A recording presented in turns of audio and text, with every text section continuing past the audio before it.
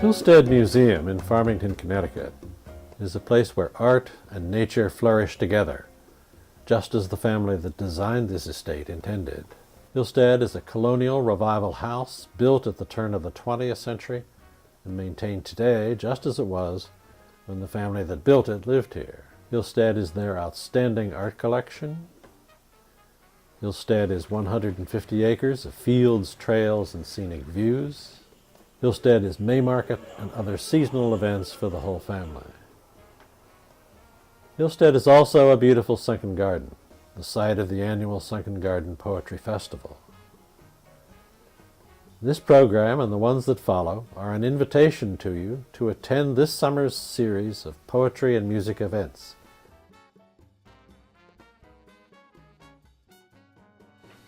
If you're one of those people who encountered poetry back in high school and found it dull or obscure, you should try visiting Hillstead Museum on a summer evening and experience poetry in a whole new way.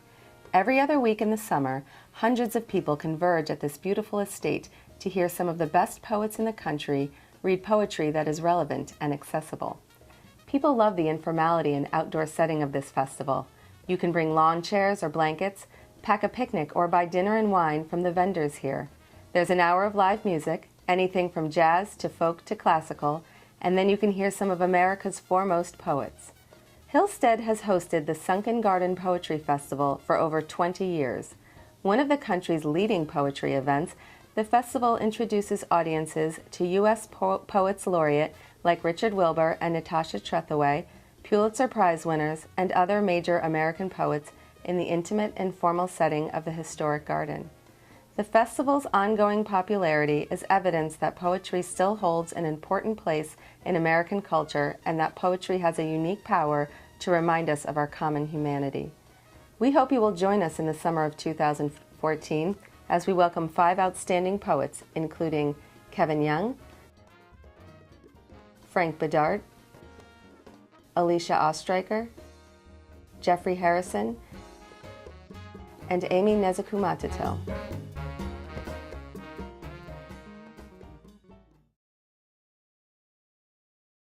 Very lucky to be here and to be able to share some poems with you. I often will preface reading from this collection by talking a little bit about some of the triggers for me. I had been in what is not unusual for me, which was a silence that followed a previous collection. And I was trying to figure out how to break the silence, how to get myself back to the page and to write poems that felt like they were going somewhere.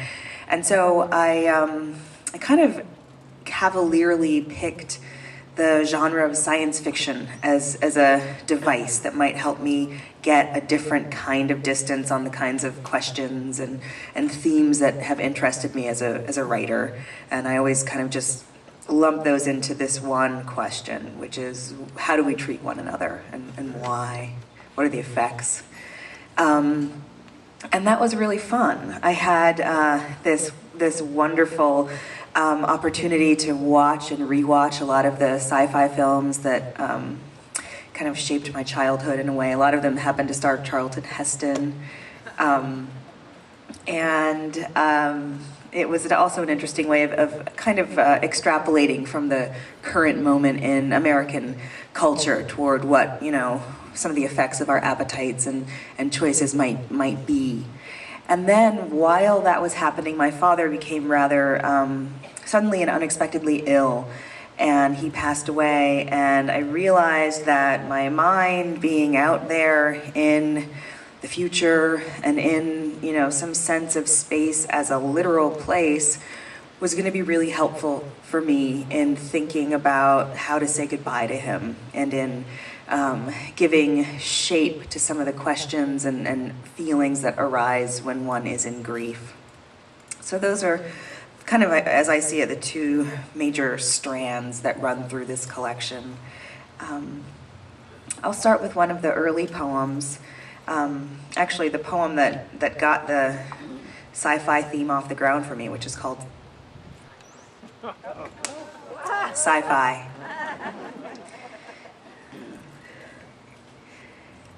There will be no edges, but curves, clean lines pointing only forward. History, with its hard spine and dog-eared corners, will be replaced with nuance, just like the dinosaurs gave way to mounds and mounds of ice. Women will still be women, but the distinction will be empty.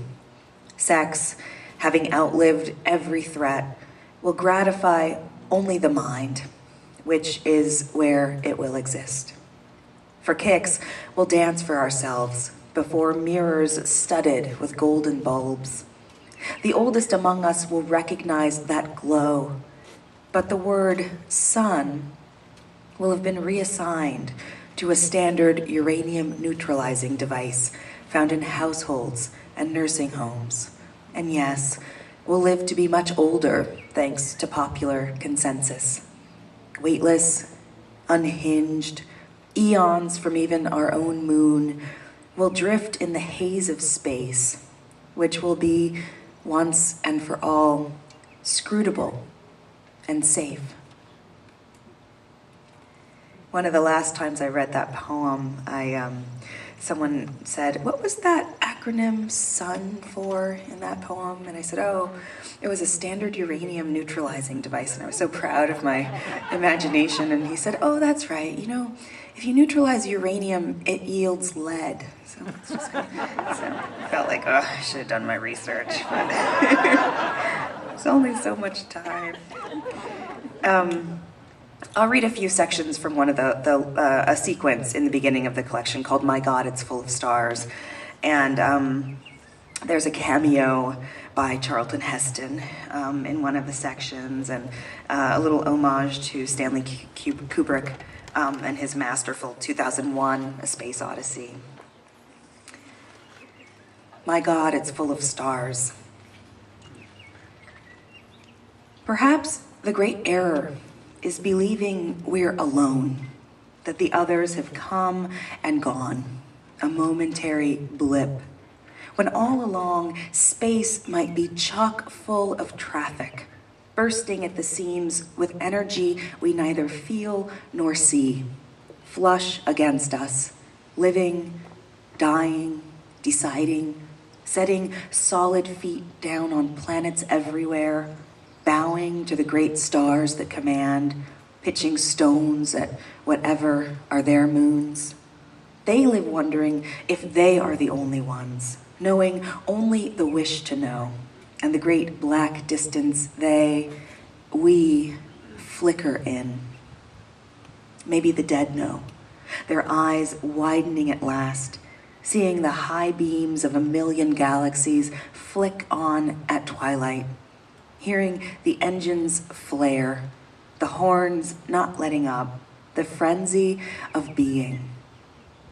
I want it to be one notch below bedlam, like a radio without a dial, wide open so everything floods in at once, and sealed tight so nothing escapes, not even time, which should curl in on itself and loop around like smoke, so that I might be sitting now beside my father as he raises a lit match to the bowl of his pipe for the first time in the winter of 1959.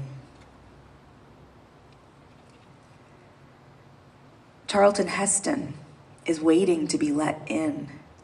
He asked once, politely, a second time with force from the diaphragm. The third time, he did it like Moses, arms raised high, face an apocryphal white, shirt crisp, suit trim. He stoops a little, coming in, then grows tall. He scans the room. He stands until I gesture, then he sits. Birds commence their evening chatter. Someone fires charcoals out below. He'll take a whiskey if I have it, water if I don't. I ask him to start from the beginning, but he goes only halfway back. That was the future once, he says, before the world went upside down. Hero, survivor, God's right-hand man, I know he sees the blank surface of the moon, where I see a language built from brick and bone. He sits straight in his seat, takes a long, slow, high thespian breath, then lets it go. For all I know, I was the last true man on this earth. And may I smoke. The voices outside soften. Planes jet past, heading off or back. Someone cries that she does not want to go to bed. Footsteps overhead. A fountain in the neighbor's yard babbles to itself, and the night air lifts the sound indoors. It was another time, he says, picking up again. We were pioneers. Will you fight to stay alive here, riding the earth toward God knows where? I think of Atlantis, buried under ice, gone one day from sight. The shore from which it rose, now glacial and stark. Our eyes adjust to the dark. In those last scenes of Kubrick's 2001, when Dave is whisked into the center of space, which unfurls in an aurora of orgasmic light before opening wide like a jungle orchid for a love-struck bee, then goes liquid, paint in water, and then gauze, wafting out and off before finally the night tide, luminescent and vague, swirls in and on and on. In those last scenes, as he floats above Jupiter's vast canyons and seas, over the lava-strewn plains and mountains packed in ice, that whole time he doesn't blink. In his little ship, blind to what he rides, whisked across the wide screen of unparceled time, who knows what blazes through his mind? Is it still his life he moves through, or does that end at the end of what he can name? On set, it's shot after shot till Kubrick is happy. Then the costumes go back on their racks and the great gleaming set goes black. When my father worked on the Hubble telescope, he said they operated like surgeons, scrubbed and sheathed in papery green, the room a clean cold and bright white. He'd read Larry Niven at home and drink scotch on the rocks, his eyes exhausted and pink. These were the Reagan years, when we lived with our finger on the button and struggled to view our enemies as children. My father spent whole seasons bowing before the oracle eye, hungry for what it would find. His face lit up whenever anyone asked, and his arms would rise as if he were weightless, perfectly at ease in the never-ending night of space. On the ground, we tied postcards to balloons for peace. Prince Charles married Lady Di. Rock Hudson died. We learned new words for things. The decade changed.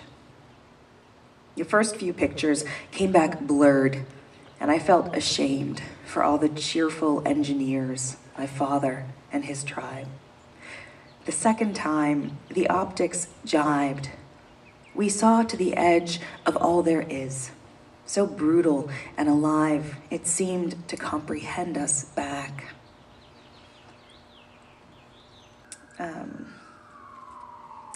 I'll shift gears and read some of the poems that are more elegiac. There's a sequence in the beginning of the book called The Speed of Belief, which is a series of poems for my father. I didn't write them as one poem, but once I was organizing the book, I felt like they really belonged together and to one another. So I'll read a few of these.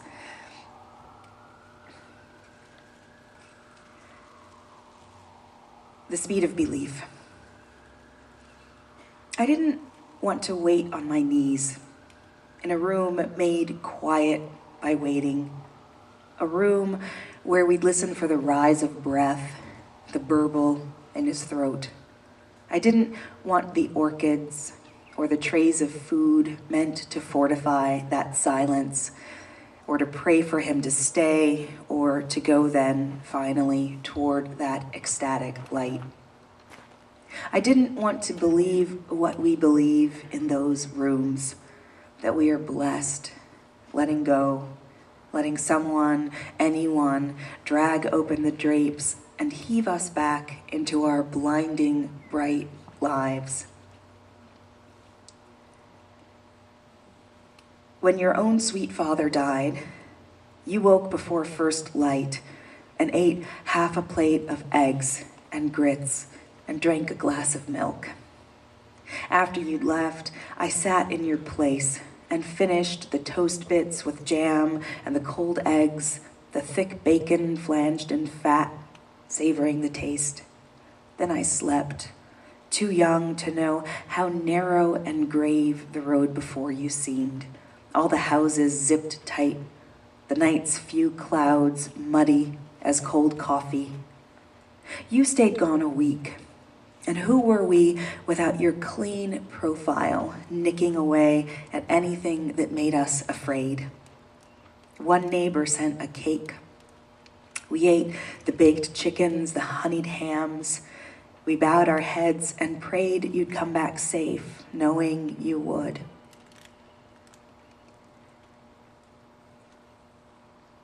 What does the storm set free? Spirits stripped of flesh on their slow walk. The poor in cities learn, when there is no place to lie down, walk.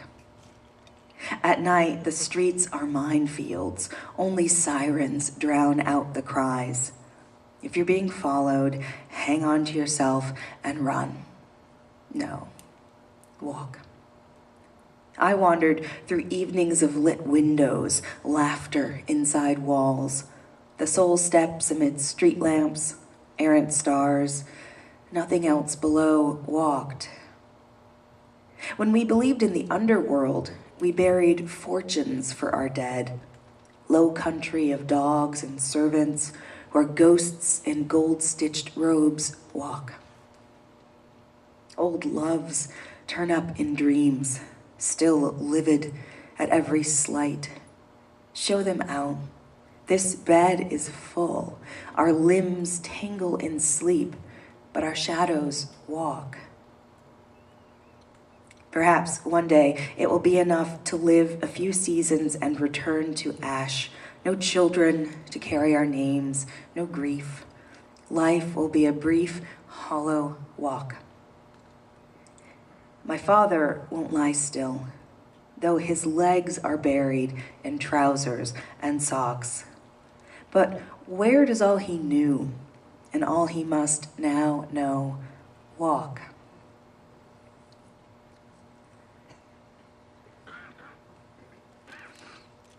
Oh, there was some of you might remember this ad campaign. Oh.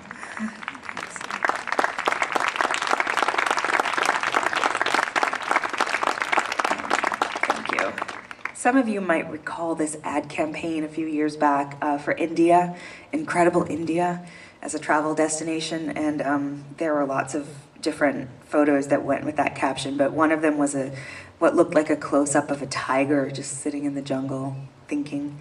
I saw that, and I remember tearing it out of the magazine and putting it on my refrigerator and just being so entranced by this image. And finally I realized, oh, I think that's my father. Like, I see him as a tiger in the afterlife. So this is another elegy for him in which that's how I'm imagining him. And the poem refers to tribes, original tribes, and those are species of tiger that are believed to have gone extinct. Of all the original tribes, the Javan has walked into the dappled green light.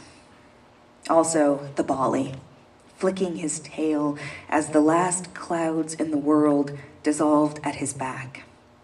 And the Caspian, with his famous winter mane, has lain down finally for good, or so we believe.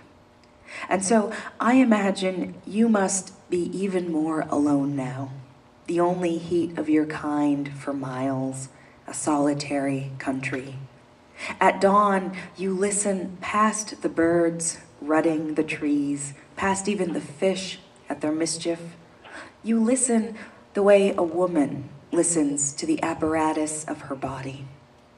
And it reaches you, my own wish, like a scent, a rag on the wind.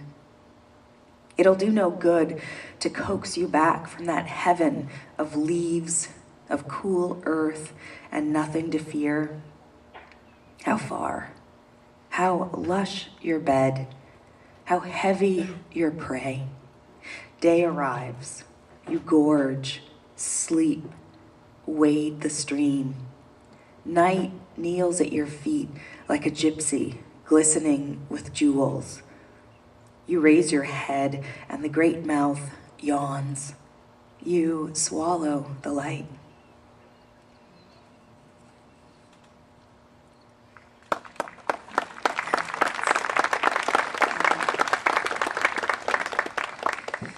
Antoinette mentioned geese at JFK. Do you remember that saga in the news a few years back? There were geese in the airspace above New York City, and people wanted to do something about them. That was around the same time as, this was 2009, so as elections in Iran. And also, just as a random third occurrence, it was another moment when the print edition of the New York Times got incrementally smaller. So somehow those three things just seemed to beg for a villanelle to unite them. So that's what this is.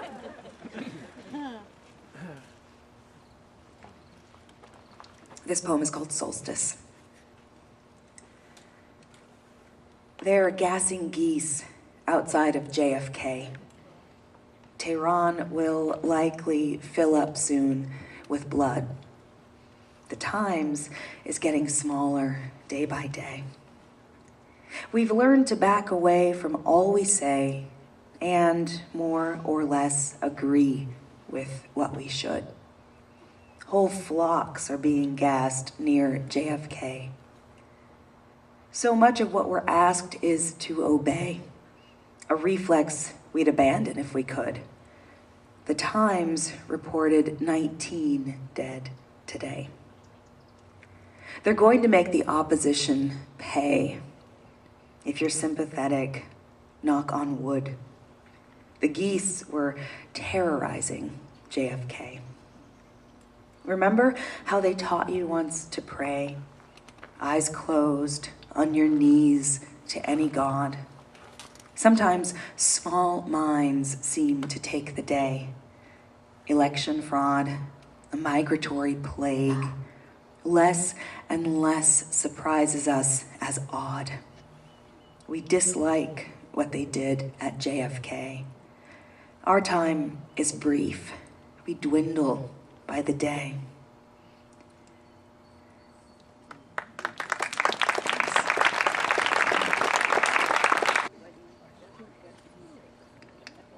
This is a poem called The Good Life.